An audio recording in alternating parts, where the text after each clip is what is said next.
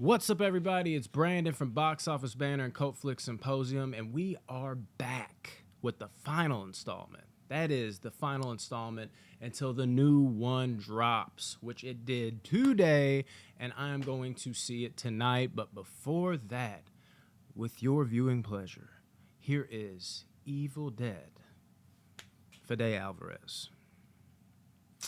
This one is a doozy, isn't it? This is one that's weird. I feel like it's picked up a lot of steam in the horror community as time wore on. I don't know if it's that it was poorly received when it first came out, or if it's a thing where most people just didn't bother with it because they were like, ooh, a remake. Maybe they didn't know who Fede Alvarez was. And maybe just enough of that chatter of the people that did go see it, along with Don't Breathe coming out. Yeah, I'm digging at my nose. Sue me. I had an itch. Damn. Then I don't know if that combined with the chatter of Don't Breathe coming out just really forced people to take a look back at this movie and accept it for what it is if you're not a big fan of it, and or just have your fucking socks rocked off, bro. Which was it for me? Well, I'll tell you this. I don't know about now. Maybe I was just high as fuck, and I might have been back then. Not anything crazy, but weed. Happy 420, by the way. I remember when this trailer dropped, I saw it in the theater and I just rolled my eyes. I don't know if it's because it was being the huge Evil Dead fan and there was no Ash, but this is like one of the first times I saw a remake, which now I think it's not even considered a remake. It's, what do you call it? God, blah, blah, blah, blah, blah. Basically, they're reboot. There you go. But in the moment, I was like, a remake? No Ash? Who the fuck are these people? Basically, everything I was criticizing it for is a good thing now. Because I think I said in one of the previous Evil Dead reviews that I just did, you can't replicate Ash. But 2013, I think when this movie came out, 10 years ago now, a decade ago, I wasn't smart enough to think that way. I was just like, there's no Ash in it. What is this? They're going to fuck it up. So I actually saw this movie late. I went on to watch it and really enjoyed it. Didn't love it, really enjoyed it. And damn near every view since, until I guess I kind of hit that peak, like third or fourth view, and then fourth view onward, I felt the same way about it. I've absolutely loved this movie. Now, it is more in tune with the first one. And saying that, it's also wholly different. Hear me out. We're talking about Evil Dead 2, and it's more comedy-driven, like slapstick with horror. But then the third one comes out, Army of Darkness, and that slapstick with horror just goes an extra mile. Like, it almost feels like a complete comedy at times rather than horror at all. So my point is, well, this is completely different than the first one. The first one was scary. I stand by that. It was a creepy fucking movie with a little bit of comedy. So just like Army of Darkness amped up the vibes of the second one, this one took the scary back, but completely, or I should say the seriousness back, but completely did away with the comedy. So at least we got some seriousness, but this one's dead ass serious. There's no comedy to be had. Was there a joke in this movie? I cannot remember one. So that in and of itself is a very tonal shift, and I think that's why it's grown on me even more, because I found a sweet spot for it when I was giving it, the 7 out of 10. That was actually really good, surprisingly, where it caught me off guard. I was surprised, and I judged it on its own merits. I took that fucking lens off, the fucking goggles that was like Evil Dead, the original Evil Deads, and what they entailed, and enjoyed it for what it was. But now I'm looking at it, and I'm like, damn, I like the decision to ramp it up and go flat out serious. Because why not? You can't, again, replicate what they did in the other ones, and why not give a completely different take if you're going to remake it? I've really came around to this style of filmmaking where you can pretty much feel almost like a different movie, but just capture the essence just enough. And what I mean by capture the essence, even though it has a different feel, obviously, actually, they're about to not do that in the new movie, which I think is refreshing. They're taking it away from the cabin, but you still have the same kind of central location. So it's an example for this one. There's a moment where you got the boomstick, the fucking shotgun. You got to have that in the movie just kind of pay homage or whatever. And then there's a chainsaw scene. You're like, okay, I'm getting it. They've thrown enough vibes sprinkled in with the whole new vibe where it's just, boom, this is serious as fuck right now. And overall, you have a new representation that we've never kind of seen before in this franchise that's really fun in its own merits and also really fucking brutal, all while still not saying, hey, you know, fuck y'all. We don't remember where we came from. Shit on you. I'm taking this over now, to where it feels, you know, disrespectful or too different tonally. This is how you do a remake, people. This is how you do a reboot, people, however you want to say it. This movie is fucking great. I don't even know where to begin with how great it is because it is so different in tone. But also, you got to give it up to the acting in this movie. That's a huge thing. You know, we don't get a lot of good acting in movies, but I got to tell you, the character of Mia is sensational in this movie. When she is fucking trapped and she's trying to convince them that she needs to get the fuck out of here, and they're just like, we're good, actually. You're a drug addict. We're not falling for that shit. She is downright spooky, bro. I don't give a fuck. She would have won me over right there. They're basically, as the brother, if I am the brother, they're just like, look, she's going to do anything she can to get herself out of this fucking place. You need to listen to me. I know, but it's my sister. You need to listen to me. All right, I got you. Goes in there, makes eye contact. We have got to get out of here. No. There's something in the woods. That whole shit, I'd have been like, Mia's right. We need to get the fuck out of here because I don't give a shit. You cannot act that way. But guess what? We can, because the character of Mia and the actress, name is escaping me, same girl from Don't Breathe. She's amazing. She kills it here. I mean, but would you not be like, you know what? If this is a cry for help to drugs, it's just going to have to be a cry for help to drugs because I'm not putting up with this. You're freaking me the fuck out, especially if it's your sister and you know your sister, right? At least I hope you would. It's literally your blood relative, your sister. You would pick up on some vibes. And I think he even did. He had some like trepidation. But bro, I'm the fuck out of there. That's one. But when this shit goes off the rails, because, oh, does it ever? It goes off the rails. The gore in this movie is flat out masterful at times. There's some amazing touches, I think, in this movie, too, that get me, like, really fucking hyped. Like, I love the scene when Mia is trapped in, you know, the fucking cellar type thing that, you know, we like to do so much in these Evil Dead movies. And the one girl that she just had her, cut off her arm when she's just going fucking awry and going crazy upstairs, and Mia's just fucking like like laughing and like losing her shit in the basement, like she's excited. She's like, rah! That shit, fucking like, that's that good shit. When fucking Mia comes out, and also other, you know, people in the group do this too, when they do that little like rigid like quick pop where you can even hear stuff breaking. Amazing.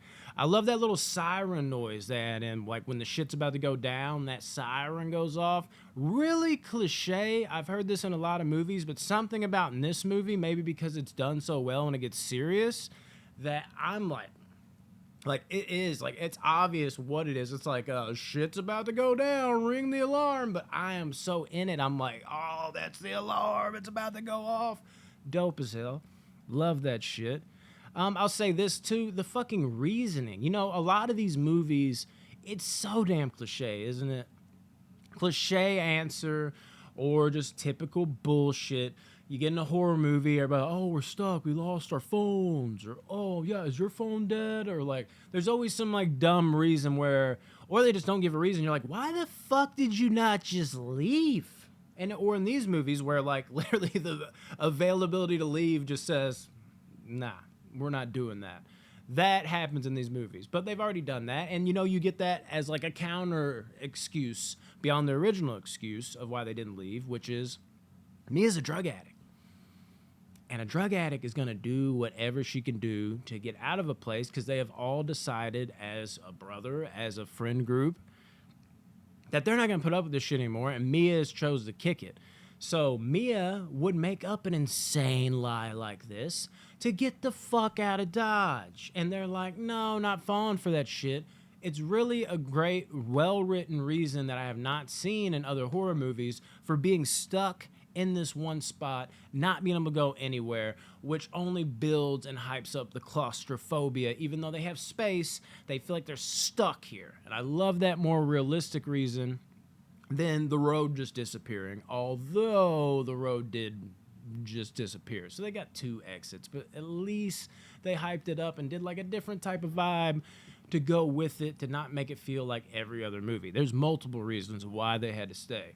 Guy with glasses is a dumbass. This guy frustrates me. But at the same time, he feels heroic at times, and you feel like his heart's kind of in the right place. So we'll give him a pass. I just had to say that. That one scene where the girl pisses on herself before the break shit, that's a great touch. She's just stuck still. It's almost like can't move, but you see in movies sometimes they'll move their eyes, but they can't move any limbs. Similar vibe is that, where her body almost like involuntarily just starts leaking because she's so fucking scared, but she can't move a muscle other than like those quick twitch muscles that she's not even fucking controlling. So that, I love that. Piss just starts running down her leg. Really sets the vibe for just like, oh, that looks like it hurt. No, this girl's pissing herself. That is how fucking afraid and or how in pain she is. Again, with the great little touches. Fade killed it. I like all the stuff that goes into the ending. I like it looks like it's over. Would have been fine where it was after, Mia was trapped in the bag and she's like getting buried. Like, how could you do this to me? I love all that little trickery shit. I love that in these movies where they try to act like they're their selves again, and watching people be idiots because it gets a reaction and you're like, what? No, she's obviously luring you in. And or you're like, oh, you're smart. You're not falling for it. It's fun to do that with the characters. Which he went through with everything, and it looked like a little, cherry on top, happy ending. He ends up getting fucked up by who else? A guy with glasses just fucking everything up. Could have been a hero, bro. But Mia, that last little scene, carnage. Straight carnage. It's beautiful. Literally something out of a Slayer music video. Raining blood. Again, the blood in this movie is downright gorgeous. And that's where you get the chainsaw, dude. She revs up that fucking chainsaw. But before that happens, so actually, no, this does happen first.